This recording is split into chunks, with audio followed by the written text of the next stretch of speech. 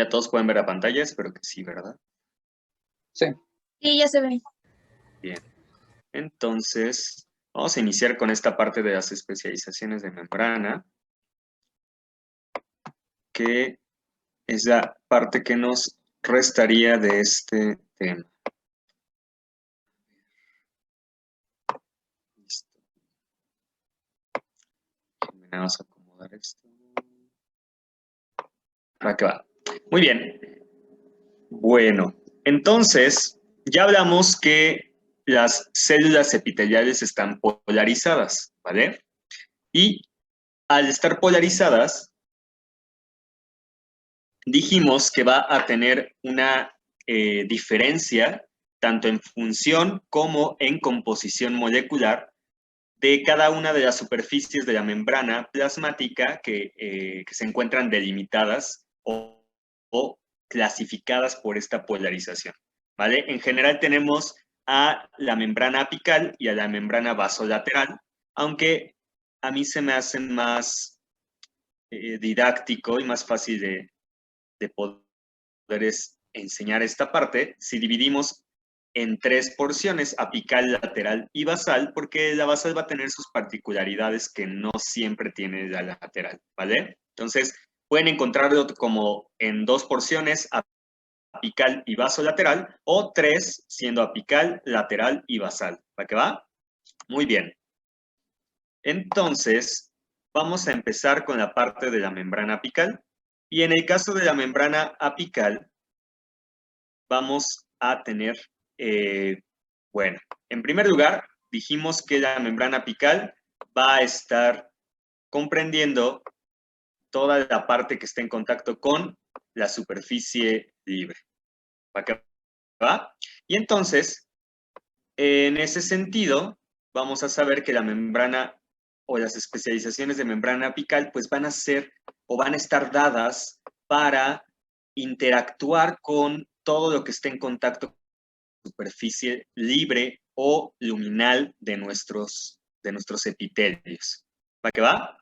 ¿Qué encontramos en la superficie o en este dominio de membrana apical? Pues encontramos muchos canales iónicos. ¿Por qué? Porque a este nivel se va a dar, si no es que en todas, en la gran mayoría de las células, se va a dar un transporte transmembranal de algo, ¿vale? Generalmente en casi todas las membranas epiteliales del tipo que ustedes quieran va a haber algún tipo de transporte en la membrana apical. Si bien es cierto que hay ciertos epitelios especializados más en este intercambio o en esta absorción y secreción de ciertas sustancias. Entonces, tiene abundantes canales iónicos, tiene muchas proteínas transportadoras, también va a tener gran cantidad de bombas de tipo ATPasa sodio-potasio o de otras ATPasas, ¿vale? También tiene muchas glucoproteínas, porque si recordamos, el glucocálix en estas células va a ser más abundante en la parte apical, que es la que va a interactuar con otras sustancias u otras células. También va a tener algunas enzimas proteolíticas, sobre todo aquellos epitelios de absorción como en el intestino, y va a tener acuaporinas, ¿vale? Sobre todo en aquellos epitelios que se encarguen de la absorción y secreción de agua, como por ejemplo los túbulos renales o el propio intestino grueso también. En la membrana apical vamos a encontrar tres tipos de especializaciones que ya vimos cuando abordamos el tema de membrana como tal, ¿vale? Están las microvellosidades, están los estereocilios y están los cilios. Entonces, aquí pues nos vamos a ir un poco más rápido, ¿vale? Nada más recordando rápidamente esto y reforzar cómo se ven en la microscopia fotónica, que es sobre todo donde me interesa que las identifiquen más. Las microvellosidades, si ustedes se acuerdan, van a tener más o menos un diámetro de 0.1 micrómetros, es decir, 100 nanómetros, y van a tener más o menos una altura entre 1 a 2 micrómetros en promedio. Sin embargo, existen microvellosidades que van a ser más chaparritas o pueden ser algo más largas, no tanto porque si no serían estereocilios, ¿vale? Tienen un núcleo de actina F, ya lo vimos, ¿vale? Ya vimos el citoesqueleto y ya también hablamos de esta conformación. Y si se acuerdan, Gaby les dijo que estaba va asociado a varias proteínas, muchas proteínas, ¿vale? Entre ellas tenemos a la vigina, que es la que está en la parte apical, ¿no? Digamos, relacionando a todos los extremos positivos, extremos más, perdón, de nuestros filamentos de actina, y tenemos a las proteínas fibrina, fascina y espina que van a estar interactuando con los filamentos de ellos para formar los haces paralelos de estas microvellosidades, así como miosina y caemodulina que van a estar funcionando para unir estos filamentos al citoplasma, perdón, al plasmalema que los está rodeando, ¿vale? Van a unirse a un velo terminal, que ya también habíamos hablado de esto, que en este caso está formado por actina, sobre todo, y por espectrina, que va a estar ayudando a que se una este velo de actina al plasmalema apical. ¿Para qué va? También tenemos entre ellos otras proteínas como miosina 2, tropomiosina y su interacción con los filamentos de queratina, porque son células de tipo epitelial. Y entonces, ¿cómo vamos a ver nosotros las microvellosidades? Ya hablamos también el día de ayer, viendo imágenes, que se va a ver como un borde en la parte apical de nuestros epitelios, se va a ver como una pequeña banda que va a tener algunas estriaciones. Si se percatan, inclusive en esta fotomicrografía, el citoplasma de la célula se ve bastante paliducho, pero la superficie luminal o la superficie apical va a tener como una franja que va a ser más eosinófila y que va a tener como un estriado o un bandeado irregular, ¿vale? Eso nos va a hablar de que este epitelio va a tener una gran abundancia o una cantidad considerable de microvellosidades. Ahora, ¿puedo o no puedo ver las microvellosidades? O más bien, replanteo mi pregunta. ¿Puedo o no puedo ver una microvellosidad a través del microscopio fotónico?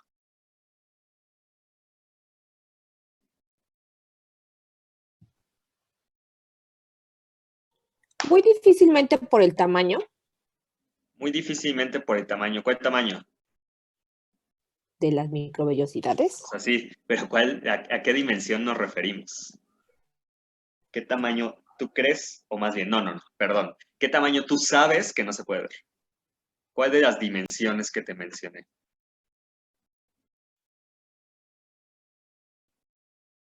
Bueno, que te mencionamos, porque ya también lo vi. La de 0.1 micrómetros. Perfecto. Entonces, no podría ver yo una microvellosidad porque su anchura es inferior o es menor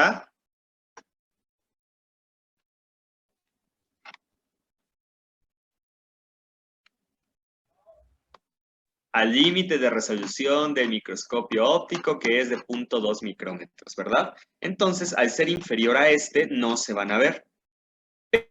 Pero cuando yo las veo en conjunto, voy a poder apreciar la presencia de microvellosidades porque van a estar formando una estructura conjunta, ¿vale? Un borde o una banda que va a estar sobre la superficie apical y que en conjunto me va a dejar ver la presencia de ellas. Sin embargo, individualmente no las puedo observar porque son muy delgadas para el límite de resolución del microscopio óptico, ¿vale? ¿Qué tinción es esta?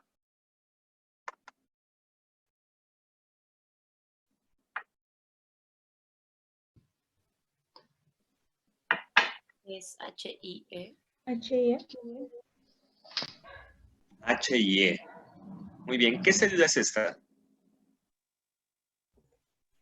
Célula calciforme. ¿Y esta de aquí? También es una célula calciforme, ¿no? Híjole, pareciera, ¿verdad? Pero no. Realmente esta es la caliciforme.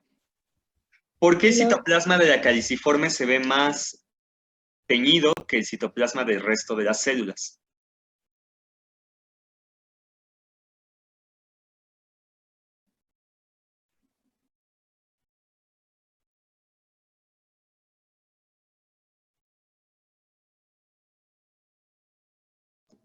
Así como el borde, también el borde tiene una tinción mayor que el citoplasma. ¿Por qué tiene qué? Iba a decir que porque tienen o secretan, no sé, moco o algo así. Sí, pero entonces con HIE, ¿cómo vería esas células? Transparente. No, No transparentes, sí se verían, más bien se verían muy pálidas, ¿de acuerdo? Entonces, ¿por qué aquí las estoy viendo más teñidas, al igual que las microvellosidades, que el resto del citoplasma celular? Que bueno, es una redundancia decir citoplasma celular, ¿verdad? Porque no hay citoplasma en otro lado. Muy bien, ¿qué resto del citoplasma de estas células? Porque entonces no fue teñida con HIE. Muy bien, ¿y entonces qué le puse? Paz. Paz. Muy bien, le puse una tinción específica para, Teñir glucoproteínas. vale, para teñir carbohidratos, sobre todo aquí glucoproteínas como la mucina, pero en general carbohidratos, porque ¿qué tengo en las microvellosidades? Que hace que sean positivas a la histoquímica de paz. Glucoproteínas. Ay, ¿cómo se llama el conjunto de residuos carbohidratos de las glucoproteínas? Glucocálix. Ah, muy bien. Entonces tengo glucocálix. ¿Y el núcleo por qué se tiñe?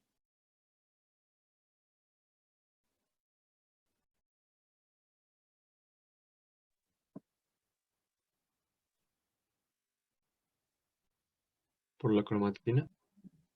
¿Y qué tiene la cromatina?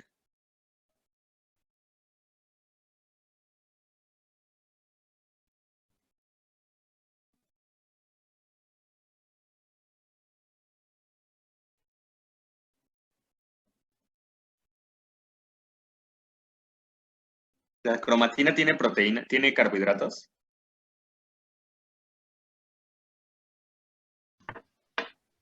no, no tiene. Tiene proteínas, ¿no? ¿Cómo se forma un nucleótido?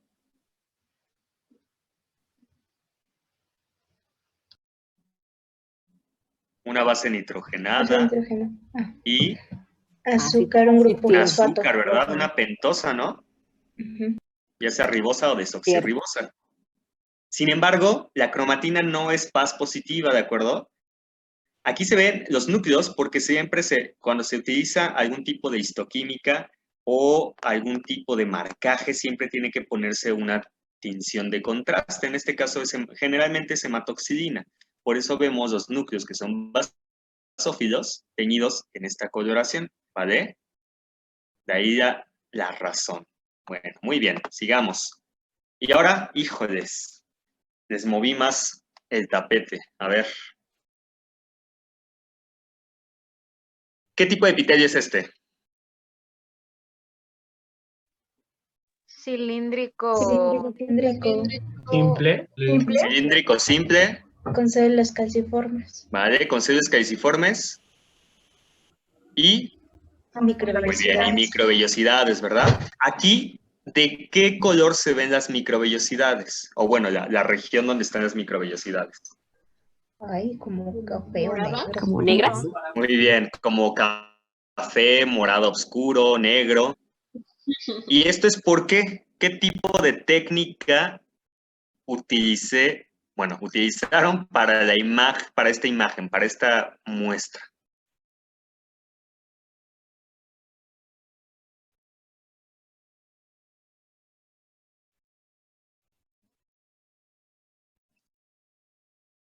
Muy bien, una impregnación metálica, perfecto. Y las impregnaciones metálicas, muchas de ellas se unen a regiones ampliamente glucosidadas.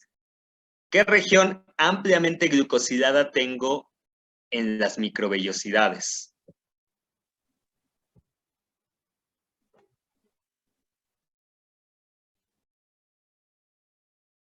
Perfecto, el glucocálix otra vez, ¿verdad? Y entonces, con esta impregnación metálica, yo puedo observar cómo se une a toda esta zona rica en carbohidratos que representa el borde estriado, ¿vale? O el borde en cepillo que tenemos en nuestro epitelio cilíndrico simple con células caliciformes y microvellosidades que pertenecen al interior intestino, en este caso intestino delgado. Tiñe otras, se impregna otras zonas que veremos después, como acá abajo, en esta región de la membrana basal y las fibras reticulares, pero eso es otro cuento que ahorita no vamos a estar prestando tanta atención, nada más para que lo sepan, ¿vale? Entonces, igual, microvellosidades se observan así. Ahora sí, si quiero ver la microvellosidad, una microvellosidad, entonces me voy a hacer o echar de mano del microscopio electrónico de Transmisión. transmisión en este caso, ¿verdad? Y entonces, ahora sí puedo ver cada una de las microvellosidades individuales en el borde apical o en la región apical de estas igual células del intestino delgado que se llaman enterocitos, ¿vale? Entonces, vean, si yo quiero ver esas microvellosidades, una por una, me voy a echar mano del microscopio electrónico, del que ustedes quieran. Me acerco más y entonces veo las microvellosidades en su interior y veo los filamentos de actina que se encuentran aquí adentro, ¿vale? Si yo hago un corte transversal de estas, no voy a ver un arreglo específico dentro de las microvellosidades, ¿de acuerdo? No hay un arreglo tan específico como el que observamos en los cilios. ¿Va que va? Muy bien. En el caso de los estereocilios, ¿vale? ¿Qué significa estereocilios?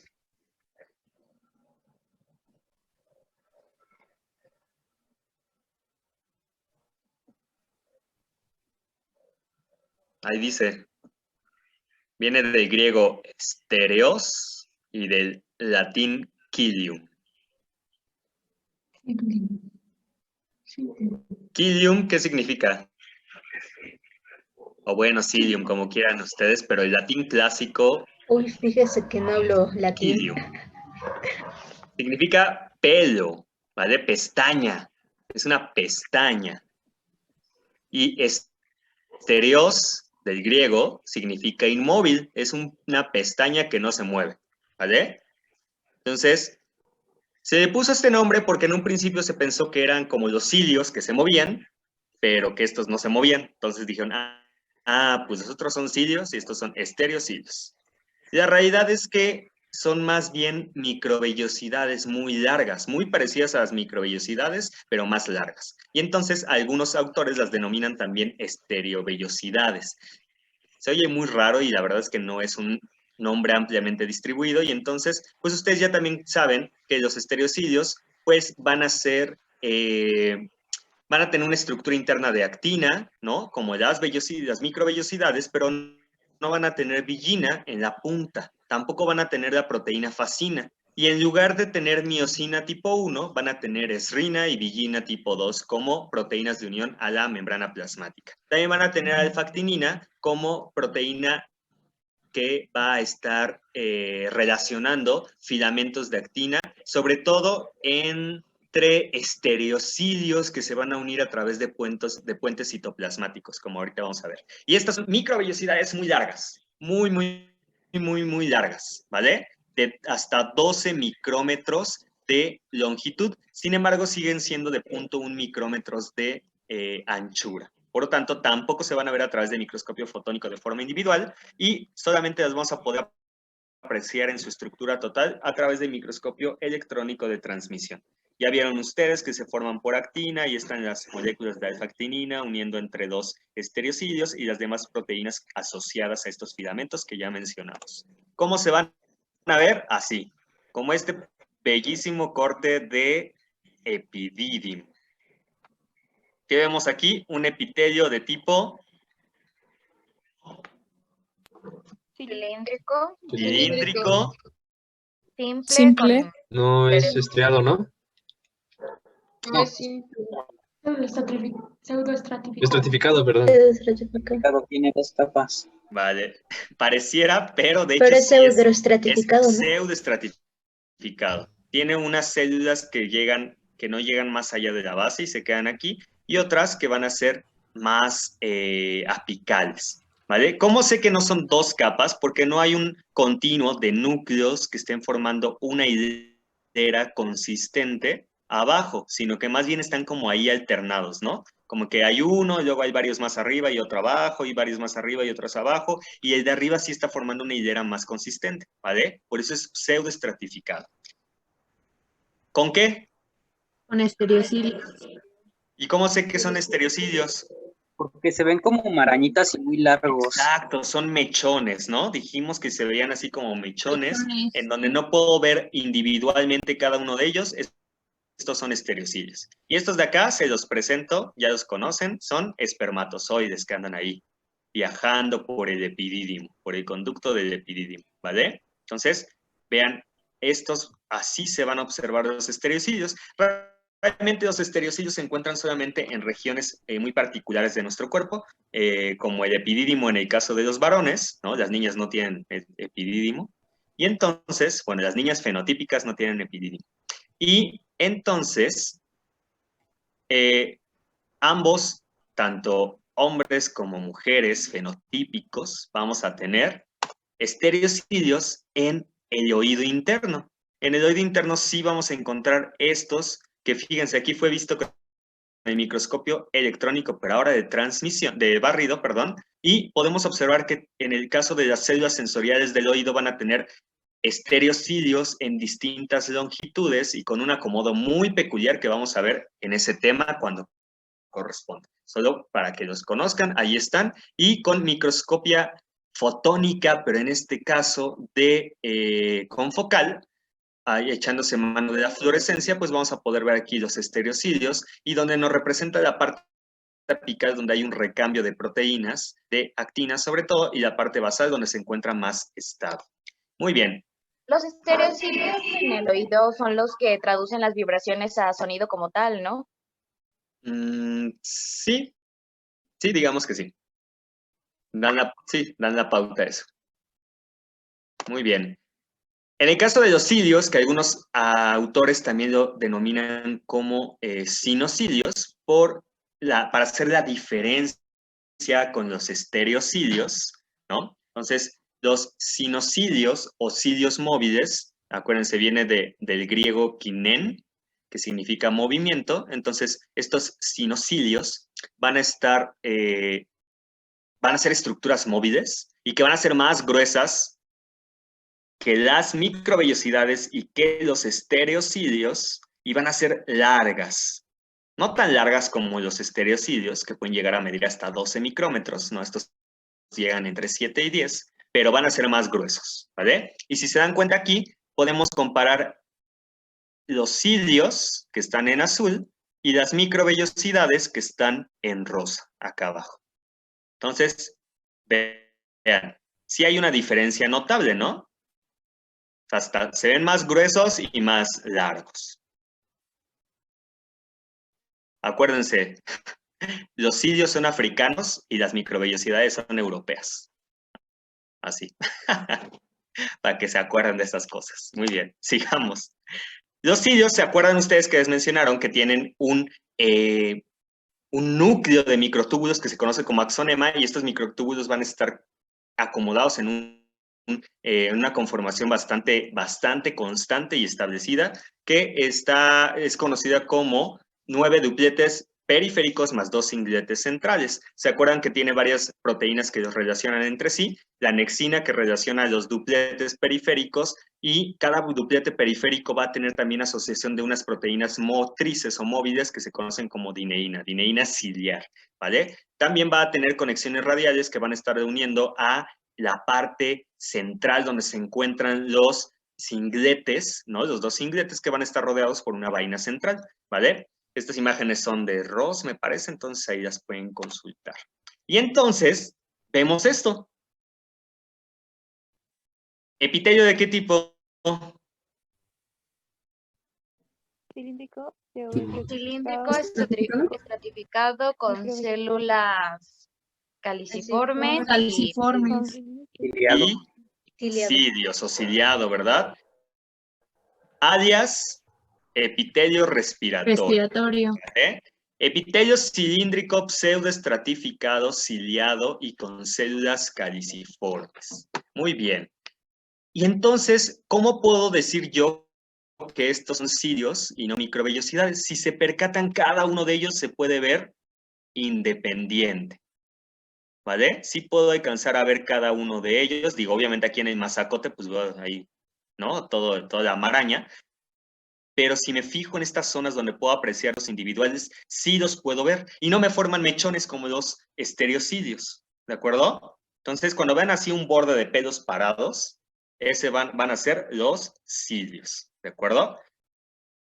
Los cilios se van a encontrar en superficies donde se necesita que se lleve a cabo un movimiento de la superficie, de las estructuras, partículas o alguna cosa que esté en la superficie y se deba de mover. Por lo tanto, lo vamos a encontrar en el tracto respiratorio, en las tubas uterinas o trompas de falopio, ¿vale? También en la trompa de Eustaquio o la tuba otofaringia o auditiva o como la quieran llamar, ¿vale? Y entonces ahí vamos a encontrar a los cilios, la nariz también. Vean, ¿se ven o no se ven pelitos individuales? Sí. Sí, ¿verdad? Muy bien. ¿Tinción?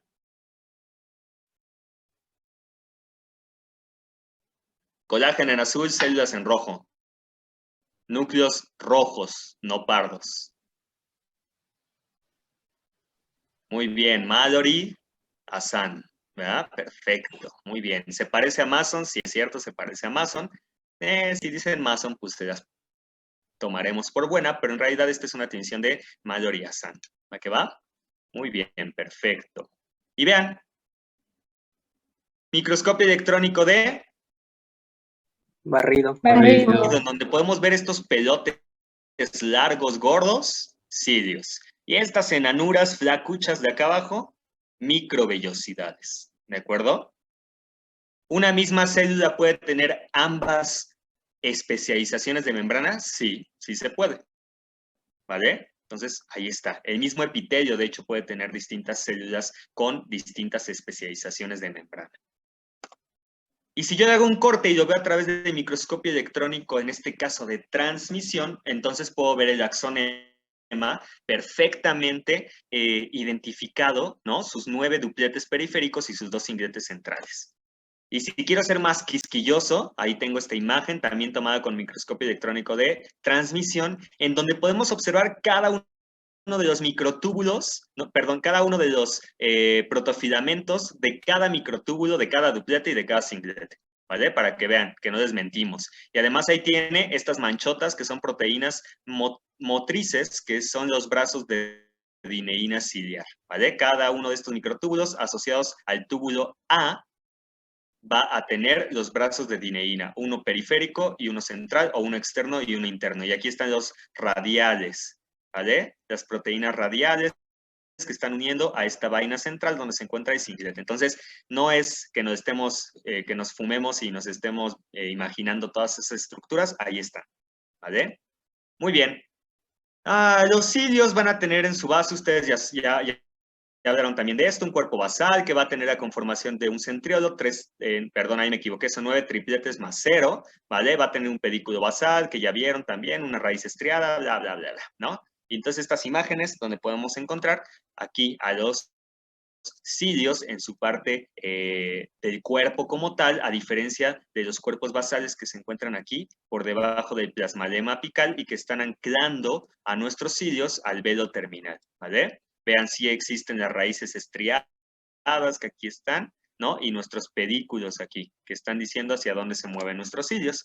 El cilio tiene un recambio constante de proteínas, como cualquier otro filamento del citoesqueleto, y pues obviamente se va dando para que esté en óptimas condiciones. ¿Cómo se va a dar el movimiento de los cilios? Ya les hablaron también que los cilios se mueven a través de un movimiento que en tiempo se conoce como metacrónico. ¿Qué quiere decir esto? Que no se mueven como si fueran limpiadores de parabrisas, ¿vale? Sino que se mueven como uno atrás del otro, uno tras otro, como cuando hacen una ola en el estadio, bueno, cuando se podía hacer olas en el estadio, porque ahora ya no va. Entonces, así, se va moviendo uno, después otro, después otro, después otro, y esto favorece que haya un movimiento de las partículas en la superficie. Si yo hiciera nada más así, como si fuera un limpiaparabrisas, pues nada más estaría ahí moviéndote el moco de un lado a otro, ¿vale? No quiero eso. Yo lo que quiero es que se transmita y se pueda ir hacia otra parte. ¿vale? Por eso es un movimiento metacrónico, que quiere decir más allá del tiempo, ¿vale? A diferencia del sincrónico, que quiere decir al mismo tiempo. El movimiento ciliar se da por en dos tiempos, un golpe efectivo que es ¡paz! Rápido, y luego un movimiento de recuperación que es más lento y más como derechito o más rígido, por así decirlo. Mientras que el golpe efectivo es rápido y va hacia adelante, el movimiento de recuperación es más lento y va en sentido retrógrado, ¿vale? Existen otros cilios, como los cilios primarios, que son inmóviles, que los tienen muchas células de nuestro cuerpo y sirven sobre todo como detectores químicos o físicos de movimiento o de sustancias en el contenido de líquidos.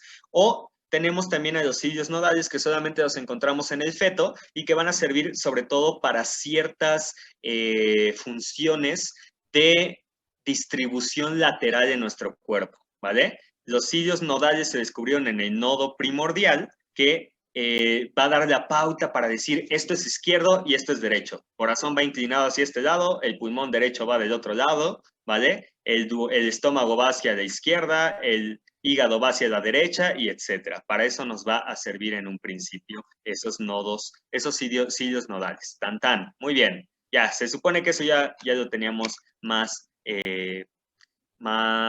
entendido porque lo vimos anteriormente, y ahora vamos con esto que a veces es un poco complejo de entender, pero es fácil cuando ya lo tenemos presente, sobre todo es porque tiene muchas proteínas y entonces se les complica ahí como el aprenderse todas las proteínas, pero en general sobre todo me interesa más que sepan la función. Sin embargo, pues sí es interesante y también es funcional para ciertas enfermedades conocer la conformación de estas cosas. ¿Y de qué estoy hablando? Estoy hablando de las uniones intercelulares, ¿vale? Cuando nosotros observamos un corte de un epitelio, sobre todo de epitelios cilíndricos, digo sobre todo porque no solamente en ellos se encuentra, pero es más evidente ver esto, observamos una línea densa por debajo del plasmalema apical, y esa línea densa se conoce como barras terminales, ¿vale? Esas barras terminales en un principio se pensaban que estaban formadas por cemento celular, cosa que no existe, ¿vale? Pero bueno, en un principio, antes de que surgiera el microscopio electrónico, se decía que pues, las células estaban unidas entre sí por un pegamento o cemento celular. Más adelante se dieron cuenta que realmente esa cohesión que hay entre las células epiteliales está dada gracias a complejos de unión que se forman por distintos tipos de uniones celulares que están distribuidas de diversa forma. Y entonces observamos esto. Esto que vemos aquí, desde la parte más apical, ¿y cómo sé que es apical? Porque aquí están mis microvellosidades y aquí está mi velo terminal. Entonces, desde la parte apical hasta esta zona de acá que parece como un hot dog, ¿vale? Esto se conoce como el complejo de unión. Y este complejo de unión va a estar formado por varios tipos de uniones intercelulares. Aquí hay un tipo de unión intercelular que es distinto a este que tenemos aquí abajo, que es distinto a este que tenemos aquí, ¿vale? Estos tres elementos van a componer el complejo de unión y ahorita los vamos a conocer. Antes de eso, es importante saber que los complejos de unión y en general todas las uniones intercelulares van a poder ser de tres tipos dependiendo de la función que lleven a cabo, ¿vale? Están los complejos de unión de tipo oclusivo. Ya sé que sus libros dicen ocluyente, pero esa es una palabra errónea, no existe la palabra ocluyente. Aquella estructura que ocluye se llama oclusivo, ¿vale? Entonces son uniones oclusivas, es una mala traducción. Entonces, uniones oclusivas, si quieren ustedes entre paréntesis poner de ocluyentes para que lo tengan claro, está bien. Pero la forma correcta sería oclusivo. ¿Qué quiere decir? Que son uniones que van a cerrar perfectamente en el paso entre dos células y no van a dejar que prácticamente nada las atraviese. Tenemos uniones adherentes, adhesivas o de anclaje que van a ser para que una célula se mantenga unida a la otra. No le interesa si algo la atraviesa o no. A ella le interesa que dos células se mantengan unidas de forma fuerte, cohesiva, ¿vale? Y las uniones comunicantes que van a servir como regiones, o más bien como pequeños túneles entre dos células que van a permitir el paso de ciertas sustancias pequeñas, como aminoácidos, como electrolitos o algunas moléculas menores a 450, 490 daltons de peso molecular, ¿vale? Ahora, con base en su distribución, se van a dividir en zónulas, que viene del latín zonulae, que significa cinturón chiquito. Y entonces, ¿cómo va a ser una zónula? Pues un cinturón literalmente está rodeando toda la célula, pero en una franja, ¿verdad? El cinturón, los cinturones no son pecheras y panceras, ¿verdad? Eso se llama corset, y eso no. Un cinturón, ¿en dónde va? En la cintura, es una franja. Entonces, una franja que rodea toda la célula, eso es una zónula, ¿vale? Tenemos también a las fascias, que viene de el latín fascia, ¿vale? Bueno, fascia más bien. Y esas fascias van a ser placas, es decir, únicamente van a estar relacionando dos células en una porción lateral o basal, depende de dónde se encuentren, pero va a ser solamente una placa, una porción, no van a rodear a la célula como las zónulas, ¿vale? Y el tercer tipo que podemos encontrar son las máculas, que vienen del latín macula, que significa mancha, ¿vale? Entonces quiere decir que eso nada más es una unión puntual, es decir, como si fuese un grano. No le da la vuelta, porque sería zónula, ni tampoco es una placa entera lateral, porque eso sería una fascia. Entonces las máculas van a ser regiones puntuales en el plasmadema. Y entonces podemos hacer las mezclas entre estas dos clasificaciones. Podemos tener zónulas oclusivas, podemos tener fascias adherentes, podemos tener máculas comunicantes, etcétera, ¿vale? En realidad no existen combinaciones indiscriminadas entre estas, sino muy particulares, pero bueno, de forma hipotética y en teoría podrían hacerse estas combinaciones entre ellas, ¿vale? Muy bien. ¿Dudas sobre esto? Sí, Déjenme prender la luz. Te escucho. Dime tu duda. la última clasificación, ¿a qué se debe? O sea, ¿Cómo que a qué se debe? te van a llamar, sí, es que son dos clasificaciones, ¿no? La primera, ¿para qué es? O sea, oclusiva, de anclaje y todo eso. Ajá. ¿Para qué es? Para definir. La función de la unión. Y la segunda es la extensión o distribución que tiene. O sea, una te dice qué hace y la otra te dice cómo se está conformando o distribuyendo en la célula. Ok, muchas gracias. ¿No? De que no se tienen que... Eso sí es, se los va porque digo, a veces, digo, es obvio, pero a veces creo que no es obvio para todo el mundo. No se tienen que aprender las etimologías para mí, ¿eh? O sea, yo se las pongo porque a mí me gusta, ¿vale? Que me gusta estar de farol diciendo estas cosas, ¿no? Y los epónimos también me encantan a mí. Pero la verdad es que ustedes no se los tienen que aprender. Yo se los menciono para que los conozcan, para que si alguna vez los oyen por ahí sepan y digan, ah, sí es cierto, alguna vez me mencionaron esto y tengan conocimiento de qué es, pero no es forzoso que ustedes se los aprendan. ¿Para qué va? Para que no digan, ay, todavía aparte tengo que aprender latín, griego y idiomas. No, no, esa es mamonería mía. A mí me gusta nada más, ¿vale? Pero no es forzoso que ustedes se las aprendan. ¿Para qué va? Entonces, bueno, tenemos esas dos clasificaciones. Bueno, más bien, esas dos divisiones de nuestras uniones intercelulares para poderlas nombrar.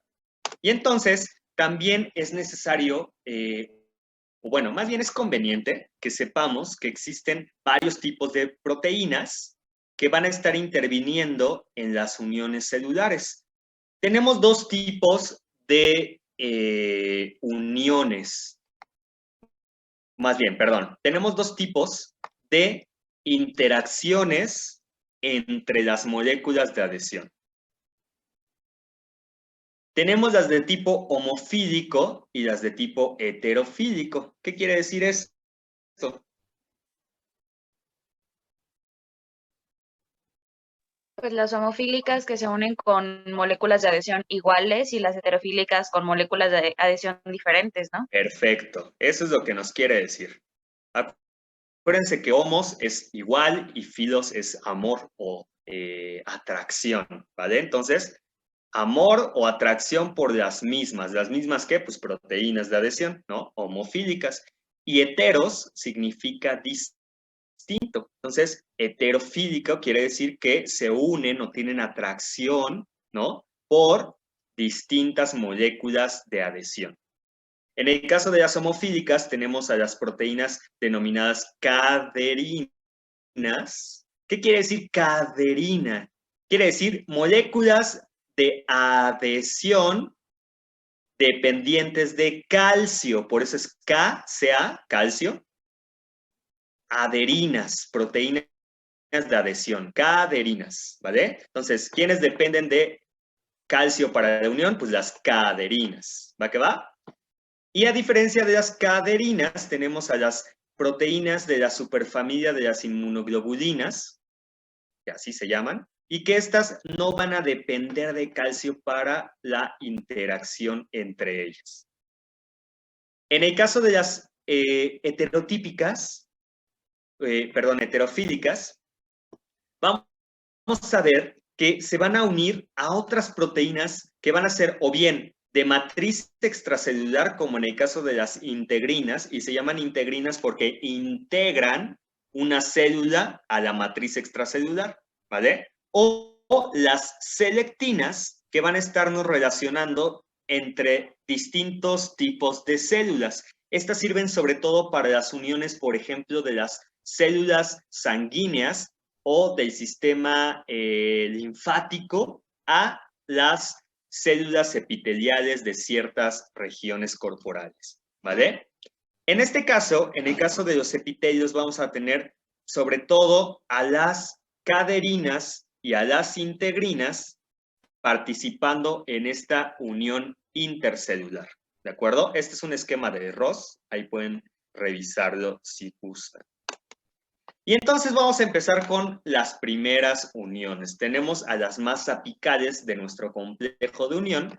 Tenemos a las sonulas occludens, ¿vale? Y aquí les quiero hacer también una invitación, ¿vale? Una sugerencia. Si ustedes van a decir sonula oclusiva, sí lleva acento y están hablando ustedes en español.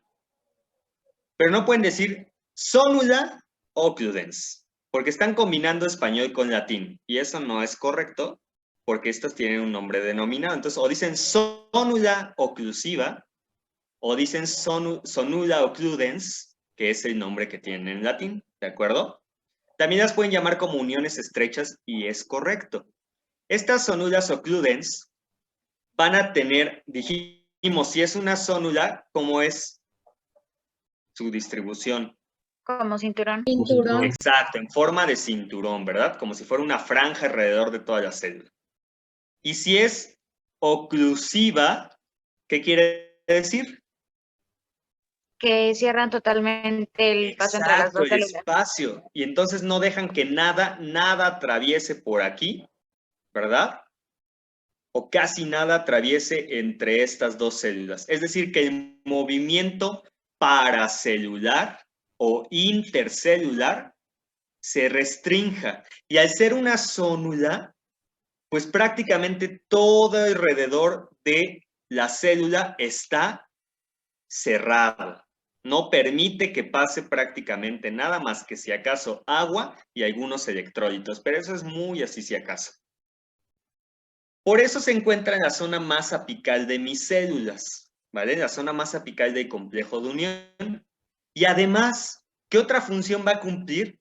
Al ser un cinturón alrededor de toda la célula y al ser proteínas integrales de membrana, van a limitar que la composición que hay en el plasmalema o en el dominio apical se mezcle o se transfiera al dominio vasolateral. ¿vale? ¿Por qué? Porque como están rodeando a toda la célula, pues no van a permitir que haya una difusión de las proteínas. ¿Se acuerdan de la teoría del mosaico fluido y del movimiento de las proteínas en el mar de fosfolípidos? Pues sí, se va a llevar a cabo, pero en su región. No va a dejar que las proteínas que se encuentran en el dominio apical puedan transferirse al dominio vasolateral, ¿vale? También tienen esa función. ¿Cómo van a estar formadas? Van a estar formadas por una serie de proteínas, en este caso las proteínas transmembranales, que van a estar interactuando a través del espacio extracelular, van a ser las caderinas, ¿vale? Va a haber aquí caderinas y por lo tanto estas uniones van a ser dependientes de Calcio. calcio, ¿de acuerdo? Dependientes de calcio. Y estas caderinas también van a estar interactuando, van a estar más bien participando de las otras que son mucho más importantes, que se llaman claudinas y ocludinas. Y se llaman así porque pertenecen a las zónulas oclusivas o a la zónula occludens, ¿vale? Por eso se llaman ocludinas de occludens y claudinas de clausurar, ¿vale? De ocluir. Entonces, claudinas y ocludinas de zónula occludens, ¿vale? O de zónula ocluyente, digo oclusiva, miren, ya estoy equivocándome, de zónula oclusiva, ¿vale? También es importante mencionar que estas proteínas, estas proteínas transmembranales se van a unir a los filamentos de actina del velo terminal. Por eso como son apicales, se van a unir a los filamentos de actina que se encuentran allá arriba. Pero no se van a unir de forma directa, sino que se van a unir a través de un complejo de proteínas que se conocen como proteínas ZO de Zonula occludens, ¿vale? Entonces, tenemos tres tipos, ZO1, ZO2 y ZO3, que van a estar mediando la interacción entre las claudinas, ocludinas y caderinas con los filamentos de actina del citoesqueleto. ¿Va que va? Van a formar una unión intercelular hermética para limitar el paso, como dijimos, de sustancias entre las células que aquí encontramos, ¿vale?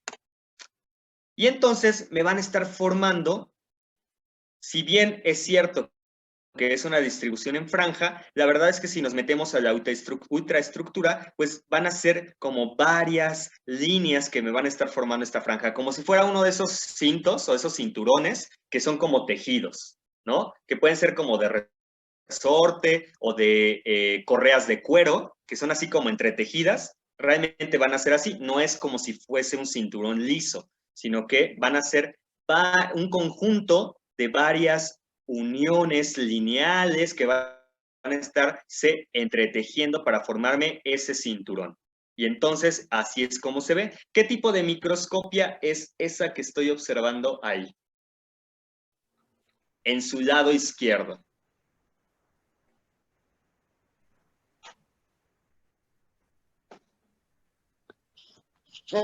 ¿Es electrónica de barrido? En el lado izquierdo. Izquierdo, hay una micrografía. No sé, pues por eso yo pregunté. Ah, caray, yo nada más veo dibujitos. Ah, muy bien. Entonces es un esquema, ¿verdad? Un esquema, perfecto. Eso quiero que me digan. No, güey, ese es un esquema. Ahora sí, del lado derecho, tipo de microscopía. Electrónica de barrido. ¿Electrónica de barrido? Híjole, y si les dijera que es electrónica de transmisión. No le creería.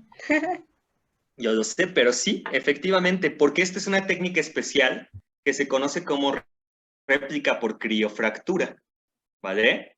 La técnica de réplica por criofractura se realiza con el microscopio electrónico de transmisión. ¿Qué es lo que se hace aquí? ¿Es la que dijo que es como sacar un molde? Exacto, como una impresión negativa. Y después la ves bajo este microscopio y se observa esto. Perfecto, es una esta es una réplica por criofractura, ¿vale? No es una electromicrografía de barrido, sino más bien es una réplica por criofractura. ¿Listo? Podemos diferenciar las dos. Exacto. Ajá, exacto. Vale, si se dan cuenta, esto parece como un chicle pisado por una suela. ¿Sí han pisado chicles, ¿verdad? ¿O no? Sí. Sí, Bueno, o como una impresión, como si ustedes agarraran una plasta de plastilina y le pusieran un sello, o le metieran los dedos o lo que sea. Parece como una impresión.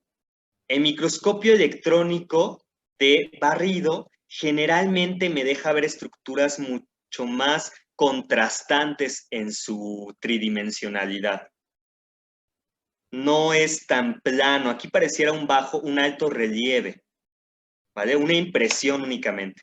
A diferencia de estas imágenes, por ejemplo. Vean esta, de aquí, arriba. No parece una impresión. Se ve la tridimensionalidad, se ve como el volumen, los grumos, el cilio. ¿Sí? No sé si alcanzan a ver la diferencia. A diferencia de esta, que es como nada más así, como si fuera un molde. ¿Vale? ¿Sí o no? Sí, sí. Bueno, conste. Digo, de todos modos no hay muchas imágenes por réplicas por criofractura, no se utiliza tanto, pero bueno, para que empiecen como a tratar de hacer la diferencia. Generalmente todos los demás son por microscopio electrónico de barrido, pero puede encontrarse una que otra de estas. Muy bien, ¿dudas sobre la zónula oclusiva? No. Muy bien, perfecto. En cuanto a la zónula adherente o la fascia adherente, que se conocen también como, respectivamente, como zónula adherens y fascia adherens, estas van a estar, las voy a ver en conjunto porque prácticamente utilizan el mismo principio y las mismas proteínas de unión, únicamente la diferencia entre la zónula y la fascia, o entre la zónula y la fascia, es que la zónula ya dijimos que va a estar distribución en forma de banda alrededor, y la fascia va a estar únicamente como una placa. Pero van a utilizar prácticamente las mismas proteínas y por eso las vamos a ver en conjunto. En el caso de la zónula adherente, se encuentra por debajo de la zónula occludens, y entonces va a estar también dentro de este complejo de unión, ¿vale? Va a medir más o menos unos 15 a 20 nanómetros de anchura o de espesor, y esta zónula de tipo adherente no va a unir de forma hermética las células o las membranas celulares de nuestras respectivas células, ¿vale? ¿Por qué?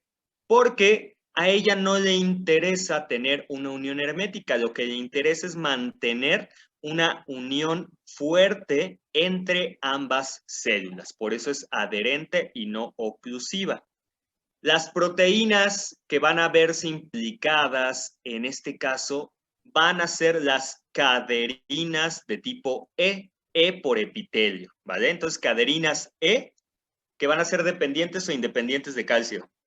Dependientes. Dependientes. Muy bien, van a ser proteínas dependientes de calcio. Entonces, las caderinas E van a ser de la zónula y de la fascia adherente. A diferencia de claudina y ocludina, que van a ser de la zónula oclusiva, ¿verdad? Muy bien.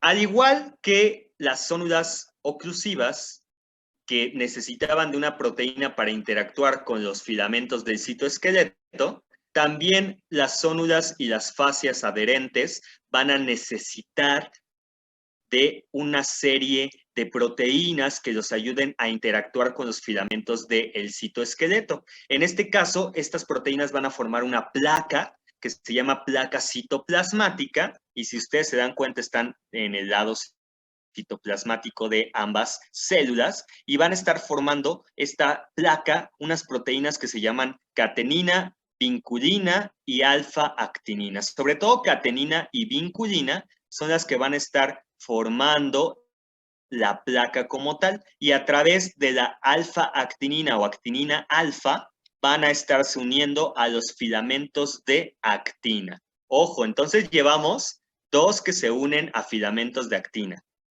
Las zónulas oclusivas y las zónulas y fascias adherentes, ¿de acuerdo? Se unen a filamentos de actina. ¿Listo? Y entonces estas las vamos a ver de esta forma. Así como dos membranas contiguas, entre las cuales va a haber como algunos puntitos electrodensos que representan ¿a qué proteínas? ¿Caderinas? Caderinas. ¿De qué tipo? Perfecto. Caderinas E. ¿Vale? Muy bien. Listo. El último componente del complejo de unión, que es el que se encuentra más basal, ¿no? O ese que se encuentra más hacia la región lateral, van Oiga, a ser... doctor, Dime. ¿puede regresar tantito la imagen, por favor? Es que, por ejemplo, de verlo así, como que de primer momento podría como confundirse un poco con la envoltura nuclear, ¿no? Bueno, yo cuando lo vi me recordó un poco a eso. Sí, sí podría ser, sí, pero la envoltura nuclear no tiene de ambos lados esta zona que pudiera aparentar la membrana, perdón, la lámina nuclear, ¿no? O sea, sí tienes razón, sí así de primera impresión, así como de, ¿no? A ojo de mal estudiante, sí. Pero ya ustedes, que lo ven con detenimiento, dicen, híjole, parece membrana nuclear, pero la membrana nuclear no tiene lámina nuclear interna y externa. Y además, digo, yo entiendo tu confusión porque, por ejemplo, aquí podrías decir, güey, este es como un poro nuclear, ¿no? Porque aquí se ven más pegaditas.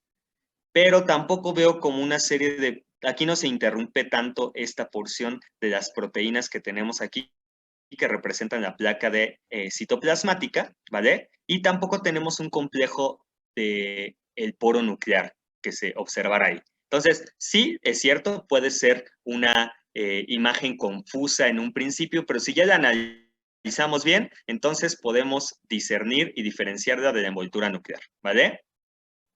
Vale, sí. Gracias. ¿Sí te quedó clara la diferencia o no? Sí, o sea, ¿Sí? ahorita pues sí, como que dice usted, ¿no? De si no me dicen que es la zónula adherente, pues sí se podrá confundir, pero no, sí es cierto. Observando más esas cosas ya es como que para la próxima ya voy a identificar, creo. Vale, está bien, no pasa nada, digo, no hay problema, nada más que sí, hay que empezar a tomar, ese es el ejercicio que ustedes tienen que hacer, como empezar a diferenciar por qué no son ciertas cosas y por qué sí son otras, ¿vale? Entonces, muy bien, de hecho, yo no lo había relacionado con la membrana, con la envoltura nuclear, mira, es un buen ejemplo, pero es cierto, se puede confundir, entonces, también eso es un buen ejercicio, ¿con qué lo comparamos para hacer las diferencias? Muy bien, Natalie, perfecto. Entonces, íbamos con el último, ¿vale? Este último, bueno, el último del complejo de unión. Este último elemento del complejo de unión se conoce como desmosomas, ¿vale? Que viene de estas dos palabras griegas, que significa soma, somatos. Esa sí se la deben de saber. Somatos es cuerpo, ¿no? Muy bien, entonces, cuerpo. Y desmos significa unión, o sea, son cuerpos de unión, ¿vale? Esa sería la traducción etimológica. Sin embargo, pues, también se les denomina como macula adherens, y las máculas, o las máculas, en el español, en el castellano, van a ser manchas adherentes, ¿vale? Máculas adherentes. Mejor o más comúnmente conocidas como desmosomas. Y esto nos habla acerca de su naturaleza en cuanto a función y su distribución. Es decir, son uniones de tipo adherentes que van a proporcionar unión fuerte y van a ser máculas en el sentido de que solamente van a ser puntiformes, ¿vale? No van a formar una placa ni un cinturón, sino van a estar distribuidas de forma puntual en la membrana.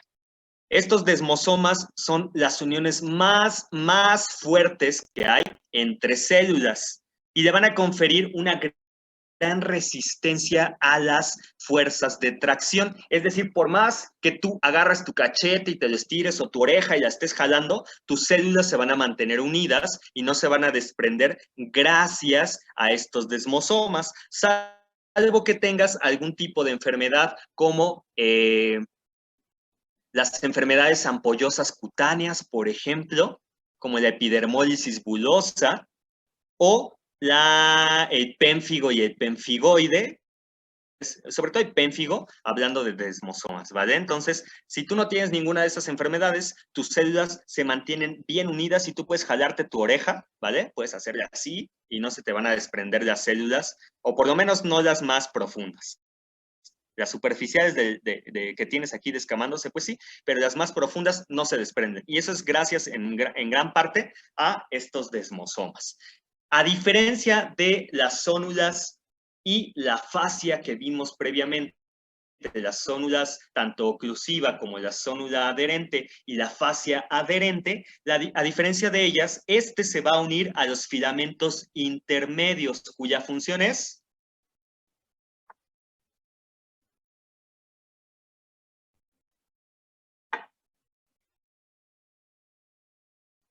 ¿Cuál era la pregunta, doctor? ¿Cuál es la función de los filamentos intermedios? ¿Soporte? ¿Soporte de qué? Ay. Ya está difícil. ¿Soporte para? ¿Organelos? Híjole, bueno, sí, en parte. Está bien, en parte sí. Pero sobre todo van a tener la función de que resistencia de las fuerzas de tracción y las fuerzas de compresión. Acuérdense, son las que le dan el soporte a la célula estructural como tal, ¿vale? Resistencia. ¿No le dan solidez? ¿Mandé? ¿No le dan solidez? No, solidez no, porque solidez es una característica de un estado físico. Entonces, no, solidez no, porque las células son compresibles y se pueden deformar en cierta forma. De cierta manera, perdón, sonó muy redundante eso. De cierta manera. Pero van a ser resistentes a la compresión y a la tracción gracias a los filamentos intermedios que tienen. Entonces, no es una palabra adecuada solidez, ¿vale? Bueno, gracias a esta función es por eso que los desmosomas se unen a los filamentos intermedios. Y se van a unir a los filamentos intermedios gracias a una placa de fijación o de adhesión que está conformada por dos proteínas principales. Desmoplaquina, o sea, de la placa del desmosoma, por eso desmoplaquina, y pacoglobina o placoglobina, que son proteínas en conformación de globina que se encuentran en la placa. Entonces, desmoplaquina y pacoglobinas son las que van a formar la placa de fijación citoplasmática del desmosoma. Y como proteínas de unión entre nuestras células y que van a estar atravesando la membrana, encontramos a dos principales, a las desmogleínas y a las desmocolinas, ¿vale? Tanto la desmogleína como la desmocolina van a estar formando una unión fuerte entre ambas células y van a dejar un espacio tan amplio de 30 nanómetros. O sea, aquí le va de gorro la oclusión. No le importa hacer un sello hermético. ¿Qué es lo que le va a importar? Hacer una unión fortísima para que no se desprendan o no se separen las células entre sí. ¿Va que va? Esta desmogleína y desmocolina, y sobre todo las desmogleínas, son proteínas o moléculas blanco de ciertas enfermedades autoinmunes como el pénfigo. Y entonces, ¿qué creen que pase si yo estoy destruyendo a las desmogleínas? Pues no va a haber unión entre dos células, ¿no? Exacto, y entonces fácilmente se van a poder separar. Y por eso son estas personas que tienen este tipo de enfermedades forman ampollas muy fácilmente, con que tú le hagas así, le acaricies la mano un poco más fuerte de lo habitual, eso puede facilitar desprendimiento de células y formación de ampollas, ¿vale? Ya más adelante ustedes verán esas enfermedades ampollosas que en dermatología van a poder estudiar ampliamente. Muy bien. ¿Cómo vemos a los desmosomas? Estos tienen una imagen muy característica. Vean, así, como si fueran rieles de un ferrocarril, o a mí me gusta mencionarlas como si fueran hot dogs, ¿no? Aquí está el pan de un lado, el pan del otro, que representa las placas de fijación, y en medio la salchicha formada por desmogleína y desmocolina, ¿vale? Entonces, es una imagen muy característica, la de los desmosomas. Esa sí es susceptible de ser preguntada porque es bastante característica e identificable, ¿vale? Estos desmosomas que tenemos aquí se encuentran entre los queratinocitos de la piel y van a estar formando uniones muy importantes entre estas células para que no se desprendan, ¿vale? Ahí está estos desmosomas. Y entonces, ahora sí conformamos nuestro complejo de unión. A ver, ¿qué tipo de unión es esta?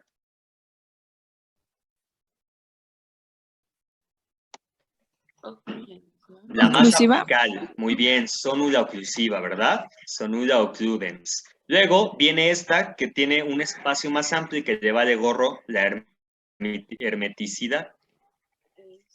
La sonula Adherente.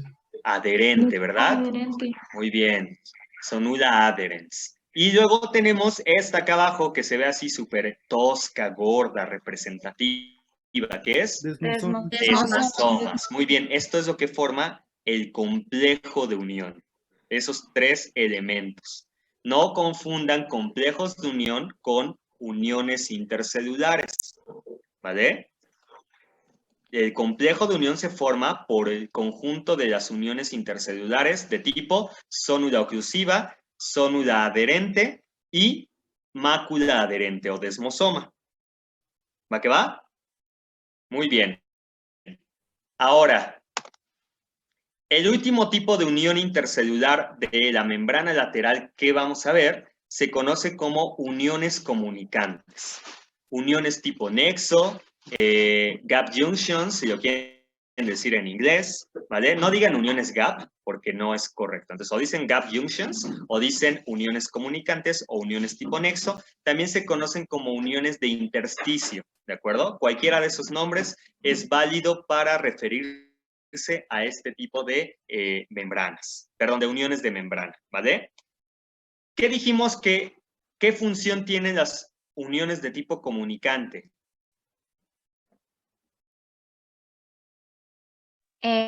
Hacen como túneles. Muy bien, van a ser pequeños túneles que van a comunicar los citoplasmas de las células aledañas, ¿vale? O contiguas. Y esto le va a dar a estas células una función como si fuesen un sincitio. ¿Ya vieron el sincitio trofoblasto? En embrio, ¿no? No. ¿No han visto el sincitio trofoblasto? ¿No han visto placentación, implantación y placenta? No. No. No. ¿Neta? Bueno, está bien, les creeré. Va que va, les creo. Un sincitio es un conjunto de células que funcionan como si fuesen una misma.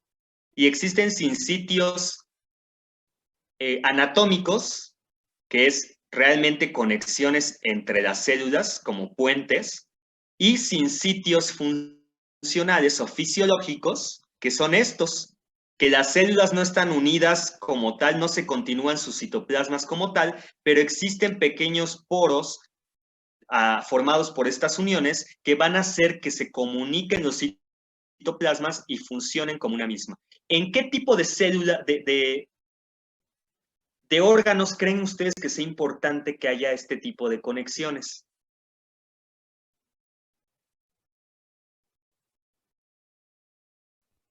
De hecho, el ejemplo más relevante no es ni siquiera tejido epitelial. es en el músculo cardíaco. ¿Por qué? Porque necesitamos que las células de mi músculo cardíaco se estén comunicando entre sí para poderse contraer de forma tanto simultánea como secuencial en ciertas regiones, ¿vale? Entonces yo necesito que se comuniquen entre sí para que funcionen como si fuesen un mismo elemento y pudiera darse la contracción. Imagínense que yo me esperara que cada célula cardíaca se contrajera de forma individual y distinta. Pues mi corazón no funcionaría para nada, ¿vale? Entonces, para este tipo de actividades se necesitan estas uniones comunicantes. Las uniones comunicantes están dadas gracias a estos túneles que están formados por unas proteínas que se conocen como conexinas, ¿vale? 6 conexinas me forman un conexón, ¿vale? Y esas conexinas que se unen para formar un conexón se van a afrontar al conexón de la otra célula para formarme una unión comunicante. Esto es lógico y es obvio. Si yo tengo aquí un túnel y otro túnel y no se afrontan, pues no van a comunicar nada, ¿verdad? Si quedan desfasados, pues no va a haber el paso. Tienen que comunicarse un tubo con otro tubo perfectamente. El conexón de una célula con el conexón de otra célula. Cada conexón está formado por 6 conexinas, ¿de acuerdo? Además, hay que tener en cuenta que estos túneles hidrofílicos solamente van a dejar o van a permitir el paso de pequeñas sustancias muy, muy chiquitas. Van a dejar un túnel de 1.5 a 2 nanómetros de diámetro, o sea, es muy pequeño el espacio, que va a tener una longitud de 10 nanómetros, también muy pequeño, poco más de lo que mide el espesor de una membrana plasmática, ¿no? Y van a dejar realmente, va a haber un espacio entre célula y célula, pocos nanómetros, de 2 a 4 nanómetros. ¿Va que va?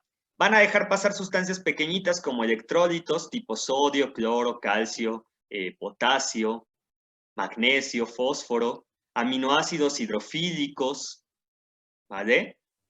O polares pequeños, y algunas moléculas muy pequeñas, menores a 450, 490 daltones de peso. No siempre van a estar abiertos y se ha mencionado que su regulación de apertura y cierre va a estar dependiendo del pH, ¿vale? Cuando el pH es bajo y las concentraciones de calcio elevadas, se cierran. Y cuando el pH es elevado y las concentraciones de calcio disminuyen, se abren, ¿vale? Eso es lo que va a estar regulando su apertura y su cierre.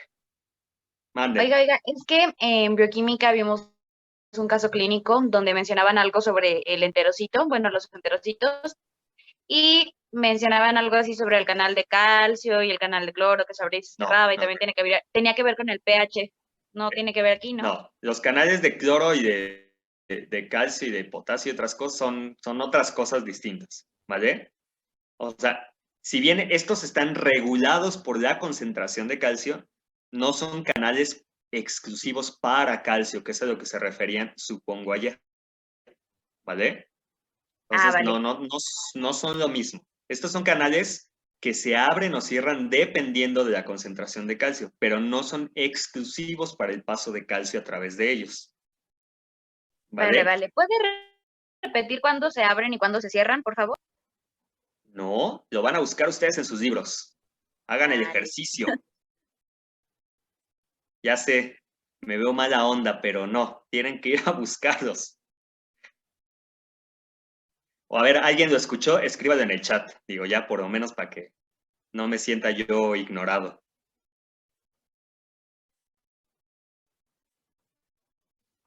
Bueno, ahí lo Era pones. cuando el pH estaba bajo y el calcio alto, sí, sí, cierra, sí, va, ya. Vale, muy bien. De todos modos, no me crean, vayan y búsquenlo, porque puedo yo meter la pata. Ya les dije, no soy infalible y me puedo confundir. Entonces, búsquenlo y ya ven. En el que ustedes quieran, Gardner, Ross, Kenneser, inclusive creo que sí se los menciona el Fortul también. Ahorita voy a hacer una encuesta para ver algo, pero ahorita vemos. Muy bien, listo. Así se ven a través de la microscopia electrónica de transmisión, pues son zonas donde se ven bastante unidas las membranas. Realmente no puedo ver a los conexones como tal. Al menos que yo utilice un microscopio muy específico como este de acá. ¿Qué tipo de microscopio es?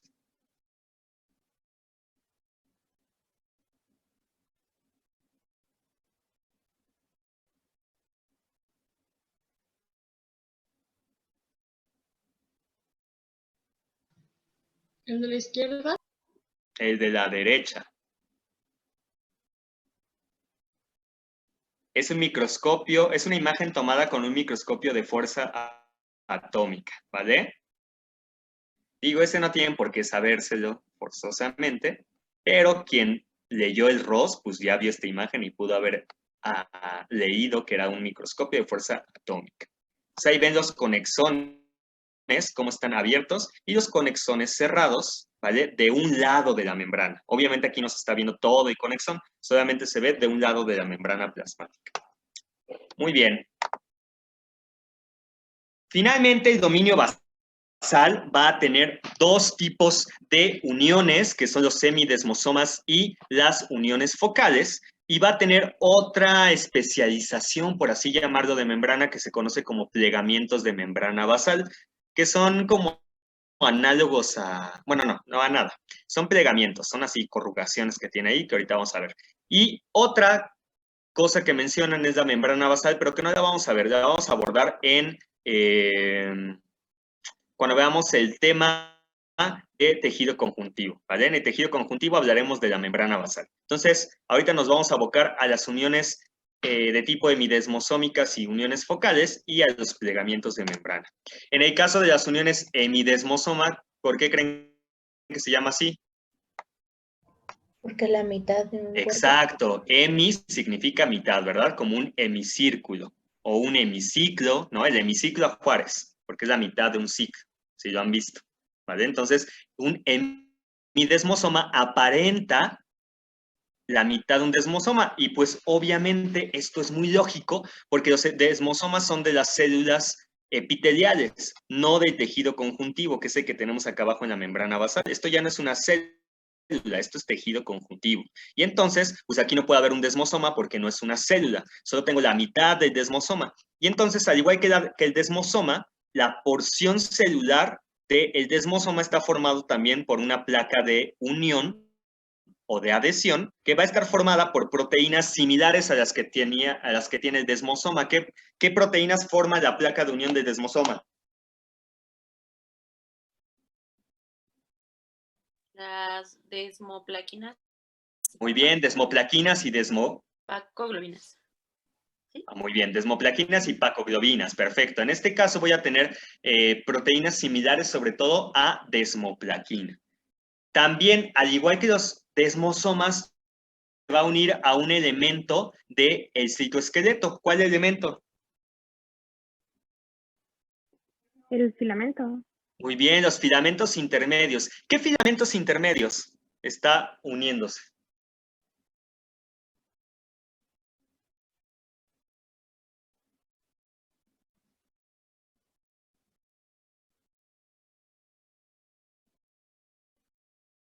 Muy bien, se les va a quedar de tarea porque esa es una pregunta que se integra con el tema anterior, ¿vale? La verdad es que es lógico, pero bueno, búsquenlo. ¿Qué filamentos intermedios se unen a los desmosomas? A diferencia de los desmosomas y hemidesmosomas, a diferencia de los desmosomas, en los cuales los filamentos intermedios llegan, se insertan en forma, hacen un bucle y salen nuevamente, en los hemidesmosomas, los filamentos intermedios llegan de forma terminal, se clavan y se quedan ahí, ¿vale?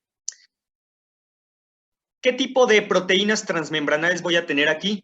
Ya hablamos de que como no voy a estarme uniendo a otras células, sino que me voy a estar uniendo a la matriz extracelular, pues voy a tener proteínas particulares que se denominan integrinas. En este caso voy a tener integrinas que se unen a colágena tipo 4, que es propia de las membranas basales, y a laminina, que es una glucoproteína de adhesión también muy común en las membranas basales, ¿vale? Además de las integrinas, también voy a tener otro tipo de proteína de unión que se conoce como colágena tipo 17, o antes antígeno para el pemfigoide, sí, antígeno para el pemfigoide, ¿vale? Pero pues su nombre actual es colágeno tipo 17. Tanto el colágeno tipo 17 como las integrinas, en este caso aquí les dicen integrinas alfa 6 beta 4, pero no importa, las integrinas van a estar formando estas proteínas transmembranales que van a formar a mis hemidesmosomas y que se van a unir tanto al colágeno tipo 4 como a la laminina, que se encuentran presentes aquí en nuestra membrana basal. ¿Va que va? ¿Cuál es la bueno, aquí está. Vean cómo se ven como medio hot dog.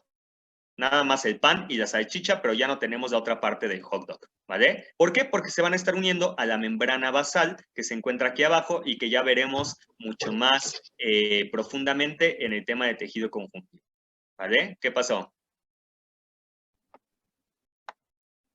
¿No? Bueno, muy bien.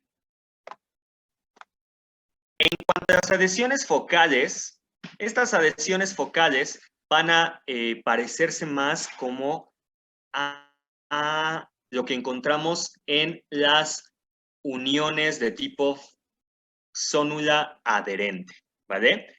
¿Por qué? Porque vamos a tener también una placa de adhesión, pero que no va a estar formada por desmogleína ni por pacoglobina, sino que más bien aquí va a estar formada por unas proteínas que se conocen como tallina y vinculina, ¿vale?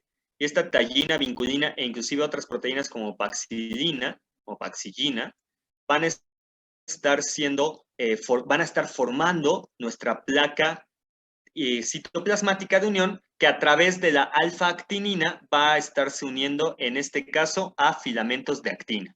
Entonces, este no se une a filamentos intermedios, sino filamentos de actina, y pues obviamente a través de una proteína asociada a este, que es la alfa-actinina, que ya vimos anteriormente, ¿vale? También, ¿quién va a participar aquí? Si de la misma forma yo me estoy uniendo a matriz extracelular, pues tiene que haber integrinas, no puede haber caderinas ni proteínas de otro tipo, ¿vale? Tiene que haber integrinas porque van a integrar la célula epitelial a la matriz extracelular, en este caso membrana basal. ¿Va que va? Entonces también tengo integrinas en este caso y se va a unir no a la laminina, sino a la fibronectina, que es otra proteína, una glucoproteína de adhesión que veremos más adelante. Entonces, las adhesiones focales se van, o uniones focales, se van a unir a fibronectina, mientras que los hemidesmosomas se van a unir a laminina, ¿vale? Muy bien. Finalmente, bueno, aquí tenemos una imagen tomada con microscopio confocal, donde podemos ver los filamentos de actina unidos a nuestras adhesiones focales formadas por esa placa, ¿vale? Que ya mencionamos, unida a las integrinas. Finalmente tenemos algo que se llama plegamientos de membrana basal, que literalmente es plegamientos o corrugaciones de nuestro dominio basal de membrana, que va a estar sirviendo como una región de ampliación de la superficie de membrana y que además se va a asociar mucho a mitocondrias. ¿Por qué? Porque en esta región voy a tener amplia cantidad de bombas iónicas para el intercambio de electrolitos, ¿de acuerdo? Entonces, si yo tengo muchas bombas ahí, pues es obvio y lógico pensar que debo de tener el organelo que me proporcione gran cantidad de energía para hacer funcionar estas bombas, que son las mitocondrias, ¿de acuerdo? Se van a encontrar sobre todo en epitelios de transporte, como por ejemplo en los conductos estriados de las células, de las glándulas salivales o en los túbulos de túbulos renales, que forman parte del conducto, de los conductos renales que vamos a ver más adelante, que forman parte del túbulo urinífero, ¿vale? Entonces, en esos epitelios donde se lleva a cabo una gran cantidad de transporte o de intercambio hidroelectrolítico, va a haber mayor presencia de estos plegamientos basales. ¿Cómo se ven? De esta forma. Vean, muchos plegamientos en los cuales yo encuentro estas estructuras que son las mitocondrias, ¿vale? Aquí tengo muchas mitocondrias asociadas a estos plegamientos y esto me quiere decir que pues aquí hay muchas bombas iónicas que van a estar funcionando para el intercambio hidroelectrolítico. Muy bien. Tan tan, terminamos. ¿Dudas, preguntas, aclaraciones? No, No, mi cabeza está que explota, ya sé. sí. Son muchas, yo sé que son muchas proteínas y moléculas. Pero lo que por lo menos espero que les haya quedado claro es por qué se llaman zónulas, fascias y máculas y por qué son de tipo adherente, oclusiva y comunicante. Con que tengan eso ya es ventaja. Ya lo demás es memorístico, es aprender que unas tienen claudinas o cludinas, otras tienen cadeína E, otras tienen vinculina, otras tienen desmoplaquina y pacoglobina, y ya es como ir relacionando eso. Yo soy Pero con que entiendan la distribución y la función, en este momento me doy ya por bien servido. ¿Qué pasó? Tengo una duda. Dime. Si los desmosomas estaban en la parte apical, ¿los hemidesmosomas solo van a estar en la basal? ¿O más bien hay más ahí o cómo? No, estás correcto. Los semidesmosomas solamente se encuentran en las zonas donde hay unión entre células y matriz extracelular, y eso es en el dominio basal. Los semidesmosomas los desmosomas como tal se van a encontrar siempre que haya uniones entre dos células. Entonces puede ser desde el dominio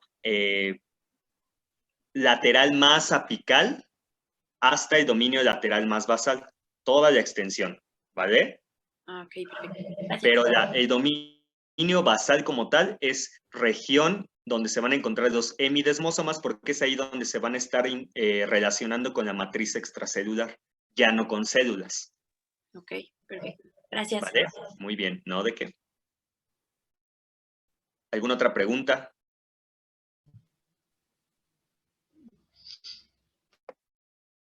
¿No? Entonces puedo preguntar yo.